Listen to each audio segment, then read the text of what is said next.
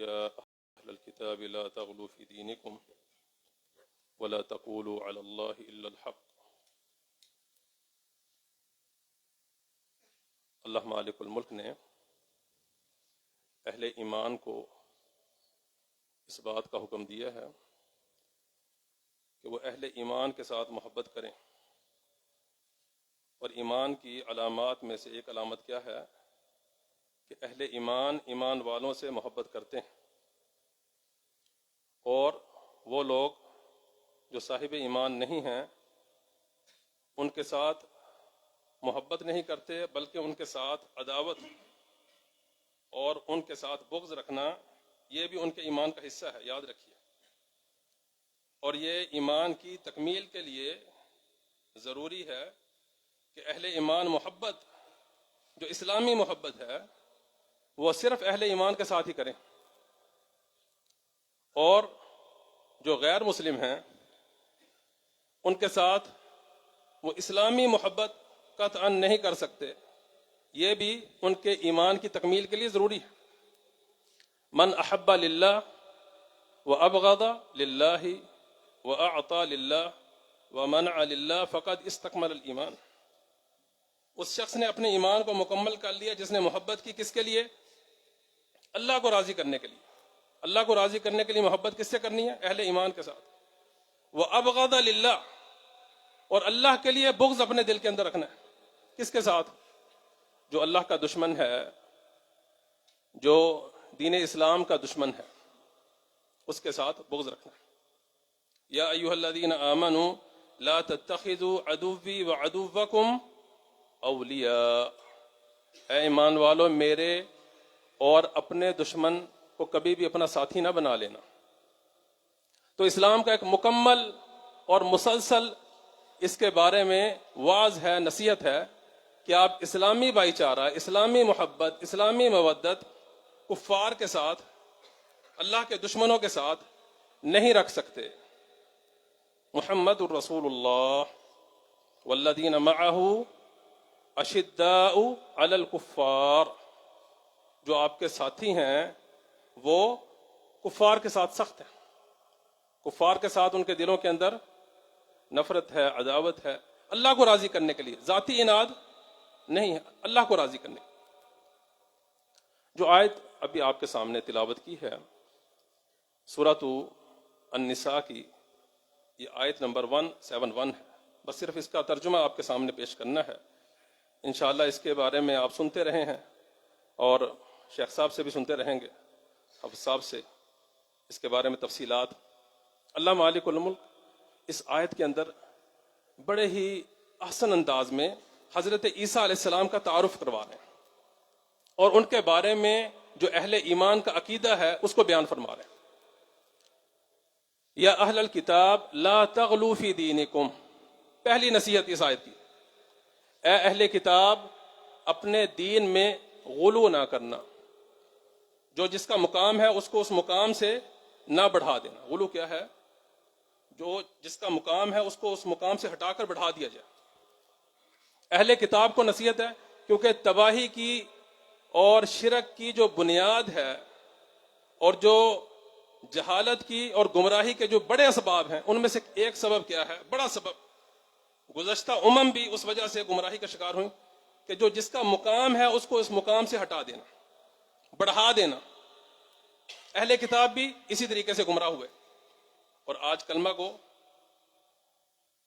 پڑھنے والے جو مسلمان ہیں ان کی گمراہی کے اسباب میں سے بڑا سبب کیا ہے کہ نبی کریم علیہ الصلوۃ والسلام کے مقام کو بڑھانا، جو اللہ نے مقام عطا فرمایا تھا۔ آپ کے در پہ ہی پڑا رہوں گا، پڑے ہی رہنے سے کام ہوگا۔ آپ نے سنا ہو، در نبی پر پڑا رہوں گا، یہیں پر پڑے رہنے سے کام ہوگا۔ ان کا منگتا ہوں جو منگتا نہیں ہونے دیتے، نبی کریم علیہ الصلوۃ والسلام کو مخاطب کر کے۔ یہ ہے غلو، حد سے بڑھانا۔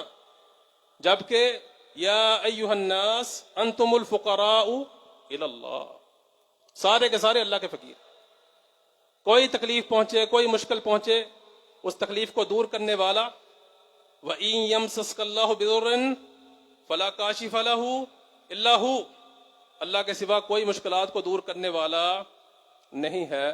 انبیاء علیہ السلام تو سب سے زیادہ مشکلات گزار کے جانے والی ہستیاں ہیں۔ اور یہ بھی کہا جاتا ہے کہ وہ عطا کریں گے، وہ جو ہے وہ مشکلات کو حل کریں گے جن کی مشکلات کو بیان کر کر کے روتے رہتے ہیں، ان کے غموں کو بیان کر کے رونا اور ماتم کرنا اور پھر کہنا وہی ساری مشکلات کو حل کرنے والا۔ یعنی انسان کی جہالت کی بھی کوئی حد ہوتی ہے۔ یا اہل الکتاب لا تغلو فی دینکم، اپنے دین میں کبھی بھی غلو نہ کرنا۔ نمبر 2، ولا تقولوا علی اللہ الا الحق، اللہ کی ذات پر نہ کہو مگر کیا کہو؟ وہی کچھ جو حق ہے۔ اللہ کے حق کو تو پہلے ادا کرو، پہلے تو یہ تو پہچانو کہ اللہ کا کیا حق ہے۔ اللہ کا حق یہ ہے کہ عبادت صرف اللہ کی جائے۔ یا ایھا الناس اعبدوا ربکم الذی خلقکم، اللہ کا حق یہ ہے کہ اللہ کی ذات سے ہی ڈرا جائے۔ واللہ احق ان تخشاہ، اللہ کا حق یہ ہے کہ راضی کس کو کیا جائے؟ اللہ اور اس کے رسول، اللہ کے بعد اس کے رسول۔ واللہ ورسولہ احق ان یردوہ ان کانوا مؤمنین، یہ اللہ کا پیچھے۔ اور اللہ کا حق کیا ہے؟ سب سے بڑھ کر محبت کس سے کرنی ہے؟ والذین آمنوا اشد حبا للہ، اہل ایمان سب سے زیادہ محبت اللہ کی ذات سے کرتا ہے۔ اور اللہ کی ذات پر جو بھی کہنا ہے وہ حق بات ہی کہنی۔ اپنے پاس سے ہی بنا لیا کہ اللہ نے معاذ اللہ ان کو اپنا بیٹا بنایا، اپنے پاس سے چیزوں کر لیا۔ تو آج خواہشات کی پیروی کرنے والے، خرافات کی طرف جانے والے کیا کرتے ہیں؟ اپنے پاس سے ہی چیزوں کو بنا کر معاذ اللہ اللہ کی طرف اس کی نسبت کر دیتے ہیں۔ یہ عمل اہل کتاب کے اندر بھی موجود تھا اور آج بھی کلمہ پڑھنے والے مسلمانوں کے اندر یہ چیز موجود ہے، بغیر دلیل کے بات کرنا اور اللہ کی طرف اس چیز کو منسوب کر دینا۔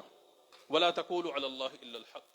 تیسری بات جو اس آیت کے اندر ہے، انما المسیح عیسی ابن مریم رسول اللہ وکلمتہ القاہا، بے شک حضرت عیسیٰ علیہ السلام المسیح تھے، مسح کر کے جو ہے وہ صحیح کر دیا کرتے تھے کوڑی کے امراض کو، جو مریض ہوا کرتے تھے، جو برس کے مریض تھے ان کو صحیح کر دیا کرتے تھے۔ ان کا نام مسیح ہے، ان کا نام یسوع ہے، یسوع بھی کہا جاتا ہے، اور عیسیٰ ان کا نام ہے۔ موجودہ دور کے عیسائی لفظ عیسیٰ کو ماننے کے لیے تیار نہیں ہے، وہ المسیح کہتے ہیں، یسوع کہتے ہیں، لیکن عیسیٰ وہ کہتے ہیں یہ تو ہمارے پاس تو اس لفظ کا وجود نہیں، اس کو وہ نہیں مانتے۔ تو اللہ مالک الملک نے فرمایا المسیح ہیں وہ، عیسیٰ ابن مریم رسول اللہ، وہ اللہ کے بیٹے نہیں، اللہ کے رسول ہیں، اللہ کے رسول ہیں۔ وَكَلِمَتُهُ أَلْقَاهَا إِلَى مریم، اور اللہ کا کلمہ ہے۔ اللہ مالک الملک نے اپنے کلمے کو القا کیا پاک دامن پاکیزہ مریم علیہ السلام کی طرف۔ وَرُوحٌ مِّنْهُ، اور ان کی طرف سے روح ہے۔ ان کی تخلیق عام انسانوں کی تخلیق سے ہٹ کر ہوئی ہے، یہ عقیدہ ہے اہل ایمان کا۔ وہ اللہ کے بیٹے نہیں ہیں، اوتار نہیں بن گئے، صلیب پہ چڑھ کے انہوں نے سارے عیسائیوں کے گناہوں کو ختم کر دیا، یہ اپنے پاس سے چیزوں کو انہوں نے گڑھ لیا ہے۔ وما قتلوہ وما صلبوہ ولکن شبہ لہم، ان کو کسی نے قتل نہیں کیا جیسا کہ عیسائیوں کا عقیدہ ہے، وما صلبوہ جیسا کہ یہود کا عقیدہ ہے، وما صلبوہ اور ان کو کسی نے سولی نہیں دیا جیسا کہ عیسائیوں کا عقیدہ ہے، ولکن شبہ لہم، کوئی شخص جو ہے وہ مشتبہ ہو گیا اور اس کو سولی دے دیا گیا، بل رفعہ اللہ الیہ، بلکہ اللہ تعالیٰ نے ان کو آسمانوں پر زندہ اٹھا لیا۔ اور اہل ایمان کا یہ عقیدہ ہے کہ حضرت عیسیٰ علیہ السلام قیامت سے پہلے آئیں گے، دمشق کی مسجد میں فجر سے پہلے ان کا نزول ہوگا، 2 فرشتے ان کی دونوں اطراف میں ہوں گے اور ان کو پھر اتارا جائے گا۔ یہ قیامت کی جو 10 بڑی نشانیاں ہیں ان میں سے ایک نشانی۔ انما المسیح عیسی ابن مریم رسول اللہ وکلمتہ القاہا الی مریم وروح منہ فآمنوا باللہ ورسلہ، اے اہل کتاب اللہ کے سارے رسولوں پر ایمان لے آؤ، سارے رسولوں کے اوپر ایمان لاؤ، اللہ کے اوپر بھی ایمان لاؤ اور اللہ کے سارے رسولوں کے اوپر بھی ایمان لاؤ۔ ولا تقولوا ثلاثہ، بڑی جامع آیت ہے۔ اس آیت کو اگر ہم پڑھ لیں اور اس آیت کو آگے پہنچا دیں اللہ اکبر. ولا تقولوا ثلاثہ, عقیدہ تثلیث کو ختم کیا کہ تین خداؤں کا جو عقیدہ ہے یہ تمہارا بنایا ہوا عقیدہ کہ روح القدس خدا ہے معاذ اللہ, حضرت عیسیٰ خدا ہے اور اللہ تبارک و تعالیٰ کی ذات. ولا تقولوا ثلاثہ, یہ نہ کہو انما اللہ الہ واحد, ایک ہی الہ ہے, ایک ہی رب ہے, ایک ہی مشکل کشا ہے, اس نے کسی اولاد کو نہیں جنا, وہ کسی کی اولاد نہیں. بلکہ یہ الفاظ کہنا کہ معاذ اللہ اللہ کا بیٹا ہے, اللہ نے بیٹا رکھا ہے, یہ کلمہ اللہ تبارک و تعالیٰ کو گالی دینا ہے. آپ یہ دیکھیں, کسی شخص کو گالی دے دی جائے, اس کے چہرے کو پھر آپ دیکھیں, اس کے والد کو گالی دے دی جائے, لیکن ہمارے چہروں کے اوپر سلوٹیں نہیں پڑتی, ہمیں بالکل بھی تنگی محسوس نہیں ہوتی جب یہ کلمات یہ ظالم لوگ کہہ رہے ہوتے ہیں کہ اللہ کا بیٹا. اللہ فرماتے ہیں کذبنی ابن آدم ولم یکن لہ ذلک, آدم کے بیٹے نے میری تکذیب کی حالانکہ اس کو ایسا کرنا نہیں چاہیے تھا.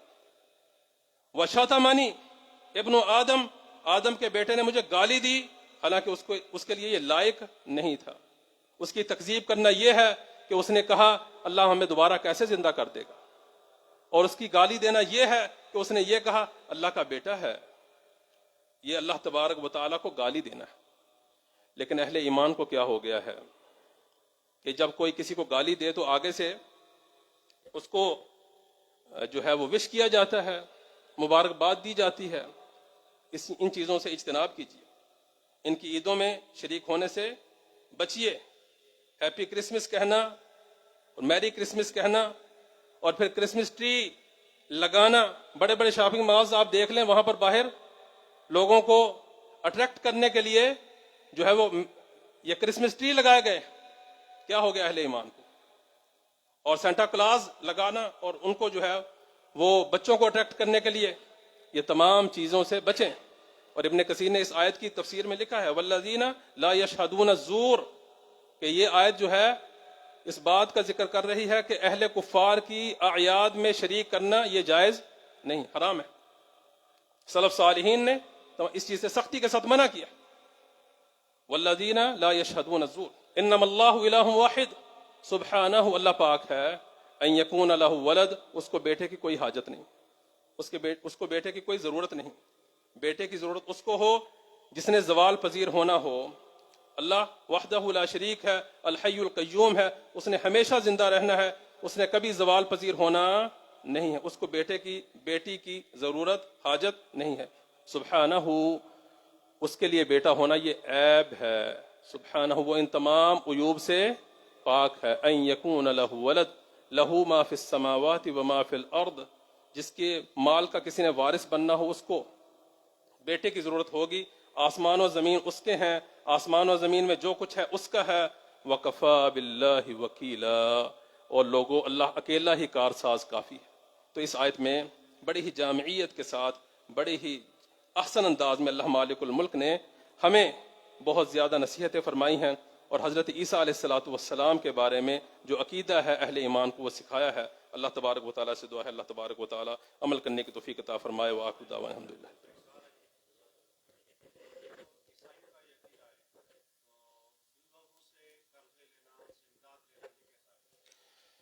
جتنے بھی کفار ہیں ان کے ساتھ مالی معاملات کرنا درست ہے, جائز ہے, اس کو حرام قرار نہیں دیا گیا. ان کے ساتھ اسلامی اخوت قائم کرنا, بھائی چارہ. دیکھیں شادی بھی تو جائز ہے نا, ٹھیک ہے, اہل کفار کے ساتھ, اہل کتاب کے ساتھ شادی کو بھی جائز قرار دیا گیا ہے. ان کے ساتھ تجارت کرنا, معاملات کرنا. حضور اکرم علیہ الصلوۃ والسلام نے اپنی ذرا جو ہے وہ یہودی کے گھر میں رکھوائی ہوئی تھی, تو یہ جائز ہے, درست ہے. اسلامی محبت کا اظہار کرنا, دیکھیں کسی کی عید میں شریک ہونا, اس کو مبارکباد دینا, یہ تو محبت کا ایک طریقہ کار ہے نا, یہ منع ہے, یہ جائز نہیں ہے. اور اسی طرح جو ہے آفیسز کے اندر ان کے لیے کیک لائے جاتے ہیں, کیک کاٹے جاتے ہیں, ٹھیک ہے, خود کیک منگواتے ہیں اور وہ کیک لائے ہیں تو آپ وہ کھا رہے ہیں, یہ تمام چیزیں یہ درست نہیں ہے, جائز نہیں. معاملات آپ ان کے ساتھ کر سکتے ہیں. بالکل گناہ ہے, بالکل گناہ ہے. اس کا ترجمہ اگر آپ دیکھیں تو بہت ہی کبھی اس کا ترجمہ ہے, درست نہیں ہے, یہ بالکل نہیں کہنا چاہیے. السلام علیکم.